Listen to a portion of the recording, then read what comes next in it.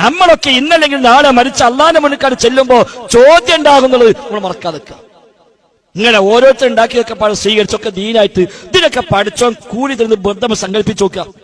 കുത്തുബൈത്ത് ചൊല്ലിയാ കൂലിട്ടും, മൊഹീദ്ദീമാരെ ചൊല്ലിയാ കൂലിട്ടും, ഈ പാട്ടും ബൈത്തിനെ കൂലിട്ടും, ഹദ്ദാദിനെ കൂലിട്ടും എന്നൊക്കെ വിചാരിക്കപ്പെടുന്നത് മനസ്സ് സങ്കല്പിക്കാം. എങ്കിൽ എന്താ സംഭവിക്കാം? എല്ലാ ദിവസവും ഇഷാമലിബിന്റെ ഇടയിലോ അല്ലെങ്കിൽ ഇഷാക്ക് ശേഷമോ ഒക്കെ നമ്മളെ പല മിക്കവാറും പള്ളിയിൽ ഹദ്ദാദ് ഉണ്ടല്ലോ. ആരുണ്ടാക്കിയത്? 600 കൊല്ലം മുമ്പ് ബാ അലവി അൽ ഹദ്ദാദ് എന്നാൾ ഉണ്ടാക്കിയതാണ്.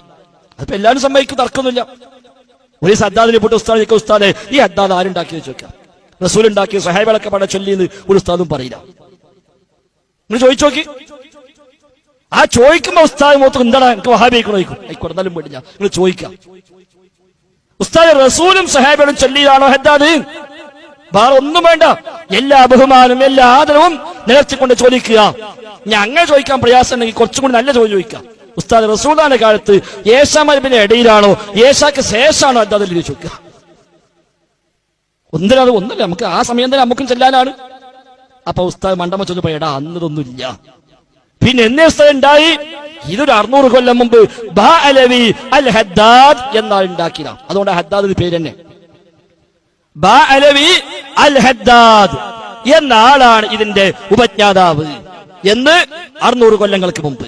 അല്ലാഹു റസൂൽ വഫാത്തായി പോയിട്ട് 1400 കൊല്ലം അൽയൗമ അക്മൽതു ലക്കും ദീനക്കും എന്ന ആയത്തിറങ്ങിയിട്ട് 1400 ചില്ലാനം കൊല്ലങ്ങളായി. ഇപ്പൊ ഹിജ്റ 1439 നമ്മൾ നിൽക്കുന്നത്. ആയത്തിറങ്ങിയത് ഹിജ്റ 10-ാം കൊല്ലം. അപ്പൊ 1429 കൊല്ലമായി ഈ ആയത്തിറങ്ങിയിട്ട്. ദീന് പൂർത്തിയാക്കിയ ആയത്ത് ഇറങ്ങിയിട്ട് 1429 കൊല്ലം. ഹദ്ദാദ് ഉണ്ടായിട്ട് 600 കൊല്ലം. അപ്പൊ ആയത്തിറങ്ങിയ കാലം മുതൽ 829 കൊല്ലത്തെ മുസ്ലിമീങ്ങളുടെ പള്ളികളിൽ ലോകത്തെവിടെയും ഹദ്ദാദ് ഉണ്ടായിട്ടില്ല. അത് ശേഷം ഹദ്ദാദ് തുടങ്ങി. നമ്മൾ പറയാ നമ്മൾ പഴയതാണ്, നമ്മുടെ പാരമ്പര്യമാണ്, മറ്റൊക്കെ പുത്തമ്പാതിയാണ്. അല്ല ഞാൻ പറഞ്ഞ ഇതിനൊക്കെ കൂലി കിട്ടും സങ്കല്പിക്കാം. നബി പഠിപ്പിച്ചിട്ടില്ലെങ്കിലും സ്വഹാബികൾ ചെയ്തിട്ടില്ലെങ്കിലും ഇതൊക്കെ കൂലി കിട്ടും എന്ന് സങ്കല്പിക്കുക. എങ്കിൽ എന്താ സംഭവിക്കുക? നമ്മളെ മഹ്ശറയ്ക്ക് വരുമ്പോ നമ്മളെ നന്മയുടെ ഏട് തരുമ്പോ നമ്മളെ ഏട് എന്തൊക്കെ ഉണ്ടാകാം?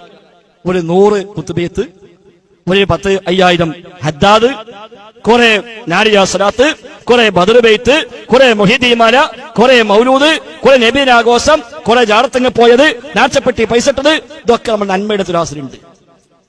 നിസ്കാരം, നോമ്പ്, സക്കാത്ത്, ഹജ്ജ് അതും ഉണ്ട്. സഹാബികളെ കിതാബ് കൊടുക്കുമ്പോഴോ ഉമർ ഖത്താബിന്റെ ഏടിൽ എത്ര ഹദ്ദാദ് ഉണ്ടാകും?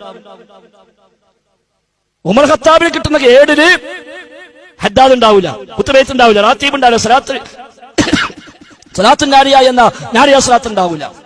ആ നിരക്കുള്ള പലതും കാണൂല. ഉമർ ഖത്താബ് നബി വിളിച്ചു, എന്താ നബിയെ ഓല ഏടിൽ വേറെ കുറെ കാണുന്നു? അതെ ഹദ്ദാദു റാത്തീബൊക്കെ. ഹദ്ദാദു റാത്തീബ് എന്താ? അതൊക്കെ ഓല് പിന്നെ ഓരോരുത്തരുണ്ടാക്കിയിട്ട് ഓല് കുറെ ചൊല്ലി തീർത്ത് അതിനൊക്കെ കൂലുണ്ട്. ഉമർ ഖത്താബ് വിടോ? എന്താ നബി നിങ്ങൾ ഞങ്ങളെ പറ്റിച്ചിട്ടേക്കൂലേ? ഞങ്ങളോട് നിങ്ങൾ പറഞ്ഞു ദീനൊക്കെ പൂർത്തിയാക്കി, ഇഞ്ഞൊന്നുമില്ല, കൂട്ടാനും പോടാ കുറക്കാനും പോടാ, ഇതനുസരിച്ച് ചെയ്ത് അങ്ങനെ സ്വർഗം കിട്ടുന്ന ഞങ്ങളെ പറഞ്ഞ് പറ്റിച്ച് പോയിട്ട് ഇപ്പൊ കണ്ടോ അവിടെ നിങ്ങൾ കിനാവിലൊക്കെ പോയിട്ട് സ്വപ്നത്തിൽ പോയിട്ട് പറഞ്ഞു കൊടുക്കുക, അതുണ്ടാക്കിക്കോ, ഇതുണ്ടാക്കിക്കോ, അങ്ങനെ ചെല്ലിക്കോ, ഇങ്ങനെ ചെല്ലിക്കോ എന്ന് പറഞ്ഞിട്ട് ഓലൊക്കെ പട ചെല്ലി ഇപ്പൊ കണ്ട ഓല ഞങ്ങളെക്കാളും മേലെത്തി എന്ന് പറയുന്നേ. ഇതുണ്ടാവോ? അങ്ങനെ സാഹചര്യം ഉണ്ടാവോ സഹോദരന്മാരെ? ഇതിന് കൂലി കിട്ടുമെങ്കിൽ ഇതല്ലേ സംഭവിക്കാം. കൂലി കിട്ടൂലെങ്കിലോ എന്തിനാ ഏർപ്പാട്?